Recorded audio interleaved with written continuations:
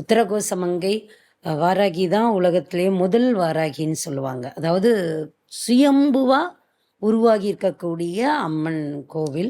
அந்த கோவிலுக்கு போயிட்டு வந்த ஒரு எக்ஸ்பீரியன்ஸ் வந்து வாழ்க்கையில் மறக்கவே முடியாத ஒரு எக்ஸ்பீரியன்ஸ். இப்படி ஒரு காலை மட்டும் மேலே வச்சுட்டு ஒரு காலை கீழே வச்சுட்டு உட்காந்துருக்கக்கூடிய கோலம் தான் உத்தரகோசமங்கையில் இருக்கக்கூடிய அம்மா.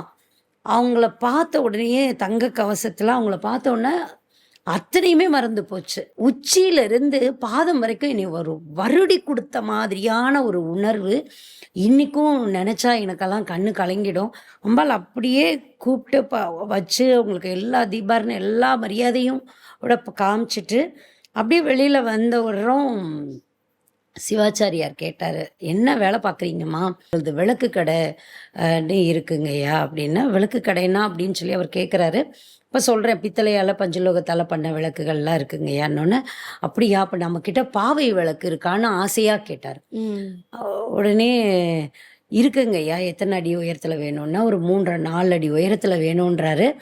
சரின்னு சொல்லிட்டு எங்கே வைக்கிறதுக்குங்கய்யானா அம்பாள் பக்கத்தில் என்னொன்னே வேறு ஒன்றுமே சொல்லலை, ஒரே வார்த்தை தான், நீங்கள் இதுக்கப்புறம் இதை பற்றி யார்ட்டையும் பேச வேண்டாம், நாங்கள் கொடுக்குறோம்